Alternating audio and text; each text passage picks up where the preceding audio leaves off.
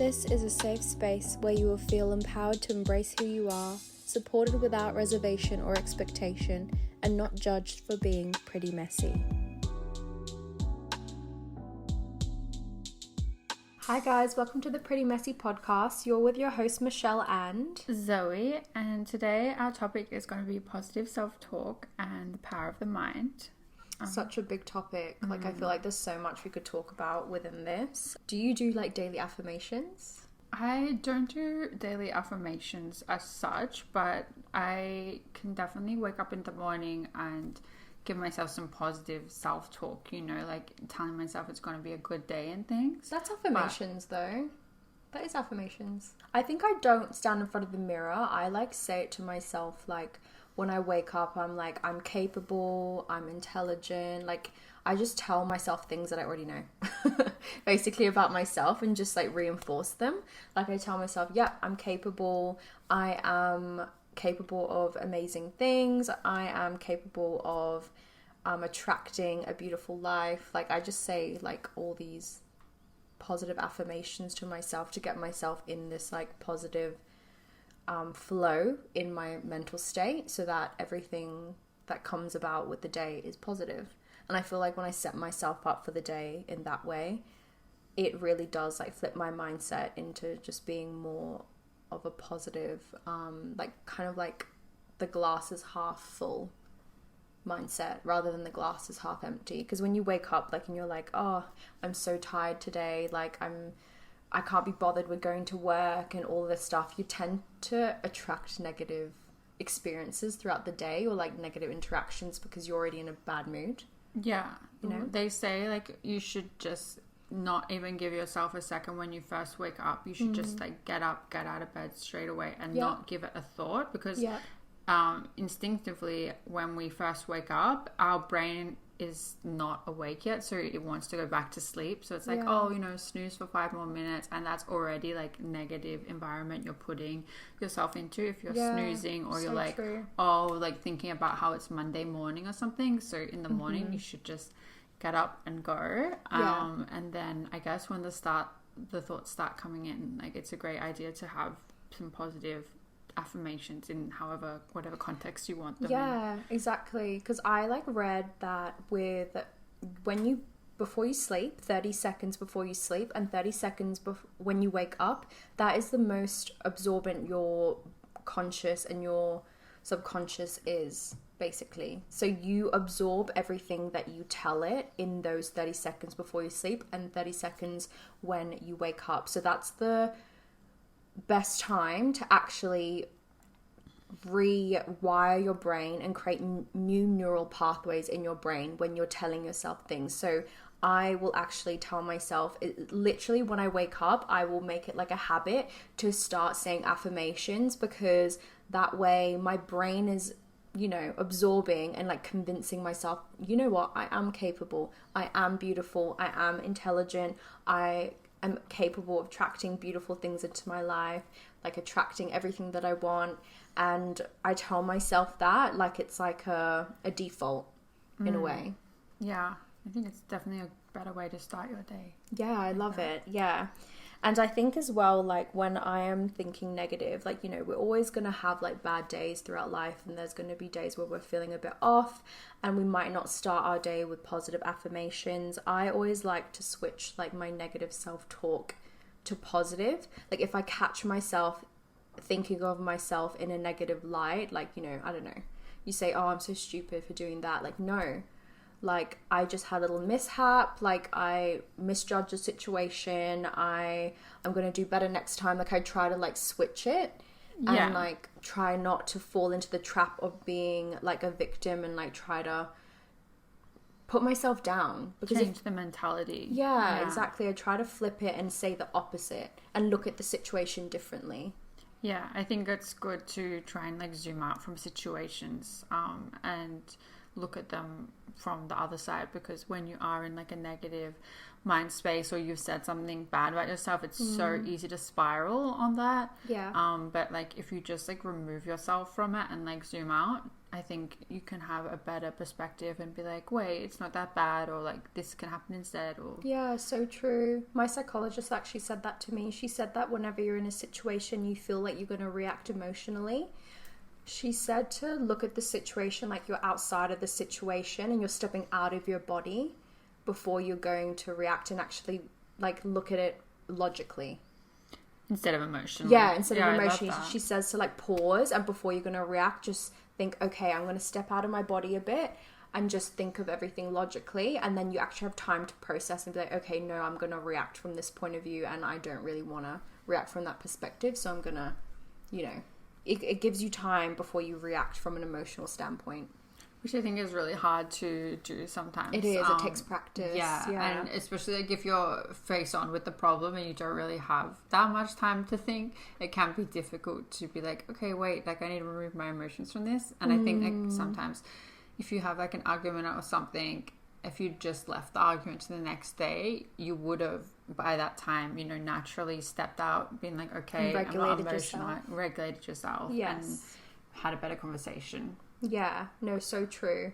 I try to do that, like just like remove myself from the situation and think of it from like an outsider point of view, because I think when you're in it and you're so deep within something, it can be really hard for you to see the bigger picture.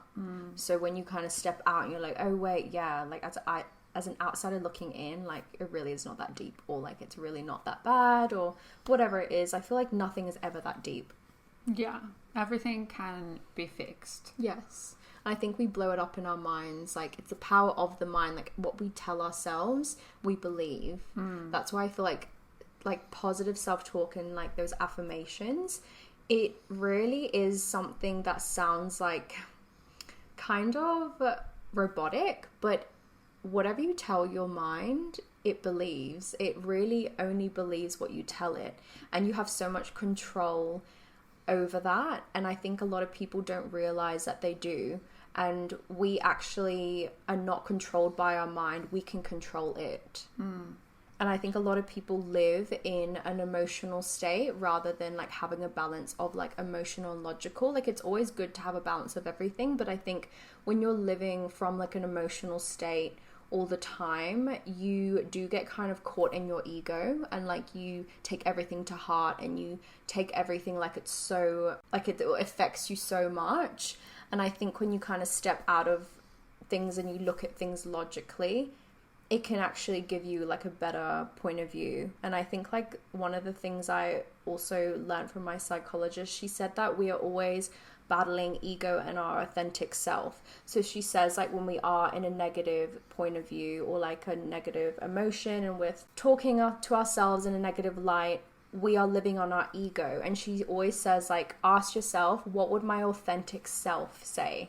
So if like you're saying to yourself, oh, I am not capable of doing this, like I can't do that, your authentic self would say the opposite. It's like an oscillating kind of like infinity. She says you're always going back and forth, and like your authentic self would say, no, I am capable of this. Like, I might not be good at it now, but if I put all this effort in, I'm going to do amazing. I'm going to be just as good as that person. Whatever they can do, I can do. You know, like you can flip it and like really look at the other side. Yeah, because guaranteed, like anything in life that you want to succeed in, someone has already succeeded. So if they can do it, like you can do it exactly the same. But yeah, when you're in those moments, it's hard to convince yourself. But I think you just have to bring yourself back to whatever like works for you, to either remove yourself from the like idea of it, remember that, you know, someone has done it before you, or give yourself that positive self-talk. There's so many different ways to realize that. Yeah, it's so true. I think like whatever we are capable of, it can only happen if you are in control of your mind. Because when you're not in control of your mind and your emotions, it's very hard to, I don't know, I guess focus on anything else, because you get kind of drowned by all of that, like that is going on inside of you. And I think that's how like mental health can spiral, you know, depression, anxiety. And it can be so hard to like control all of that within you, but I think it's doable if you really want to. Like, it's definitely something that can be done.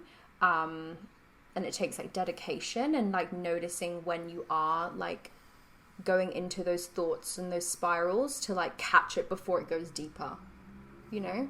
And I think like I definitely found, because I used to be a really anxious person, actually. I did used to suffer with depression as well, like a long time ago. And I feel like ever since I kind of learned how to control my thoughts and my emotions, I don't spiral as much, because I catch myself before I ever like allow myself to spiral in any bad thought or mood or whatever. Like, I try to just flip myself out of it. And even if I'm out of it, like even if I'm in a bad mood, I allow myself to feel through it, and I look at it as like something to learn. Like, what is this teaching about myself? It's not a reflection of anyone else. It's about me at the end of the day.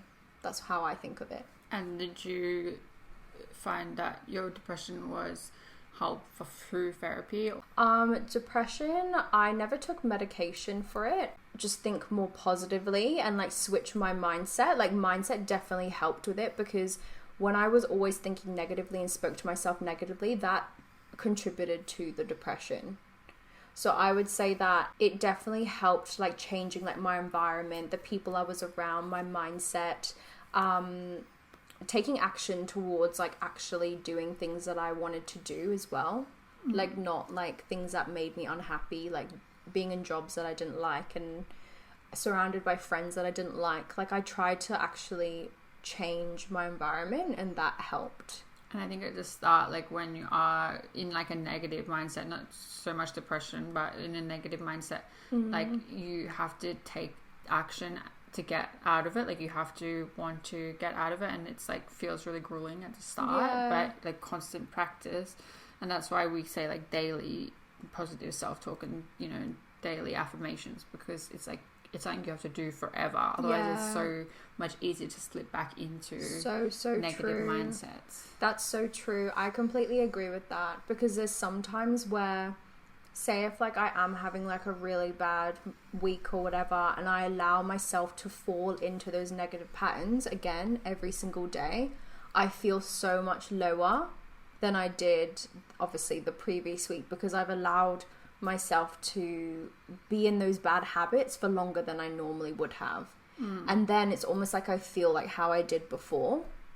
Yeah. Like, because I've already tapped into that part and I've already felt those emotions. So when I'm back there, I'm like, oh, you know, I'm back to square one or whatever. But when I put myself into perspective and I try to change it again, and I try to do those positive daily habits, my mind is like flipped again. Because you've already built the foundation of yes, that. So exactly. Yeah, just as, even though it's easier to go back to a negative mindset, like remember that your mind hasn't forgotten all the positive just because one day of negative. Yes, yeah, exactly. You've got to build those building blocks constantly. Yeah. And sometimes it's 2 steps forward, 1 step back. So true, yeah. I think it's so important, like how you said it is a habit. It's daily habits that you do, like how you get your movement in, you drink your water every day. It's something that you need to practice day in and day out. And the more you do it, the easier it becomes. It becomes a default mindset, and it is creating like new neural pathways to actually create that as a default that you fall back on, not negative self-talk. Because I feel like we're all so used to having those limiting beliefs, the conditioning that you had growing up, like all those negative things that you get told about yourself. That's so easy to fall back on. And isn't it so weird that negativity is so much easier to be negative than it is positive? Like in this day and age, like I feel like so much in life is negative in terms of like the news, like other people. Like people are everything, gossiping, drama, drama. Just so much, like there's so much that is a negative around you, and if you're not conscious of it, it's just like going to affect you so much. Yeah, I think we live in a bit of a negative world, and there is not a lot of positives, so we default to negativity. But I wish it was the other way around. Like, can you imagine what the world Yeah. would be like if it was the other way around? I Like, if know. everyone defaulted to positivity and everyone just had a few negative days. Yeah. So I think it would be such a different world. Yeah. But I think that's why being positive it is hard, it's challenging, because so much of our environment is negative. Like what we see on the news, what we listen to, the music frequency that we listen to. Like I love Travis Scott and stuff, listening to that type of music, but the frequency is just not good for your brain and your energy. And if you're trying to vibrate on a higher frequency, like it's just, you have to be so careful of what you're listening to day in and day out, and what you're reading. Like all of that plays a part in how your brain develops and like is what you're thinking about daily, because what you feed yourself, you're ultimately gonna become. Always try to listen as well to those like little videos on YouTube, the Abraham Hicks, because she's very logical and talks about like a lot of things that I believe in, like laws of attraction, all the different laws of the universe. And I will like listen to that in the morning, getting ready, and it just sets my mind up for the day, because she's so positive and so like logical with how she looks at situations.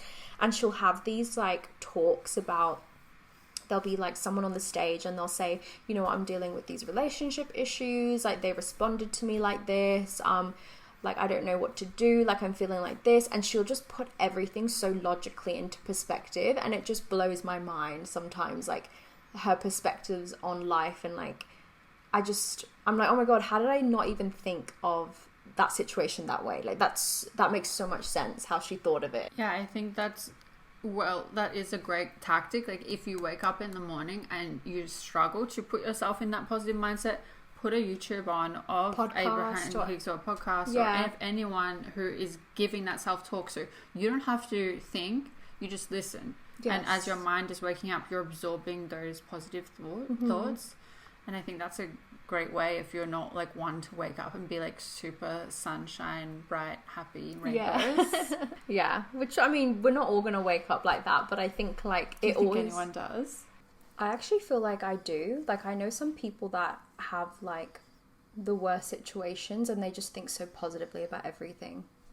Like I actually think some people do like wake up, even if despite their situation and they're not on the best, they don't have the best luck, or they don't have the best finances or anything, but they still look at life so positive.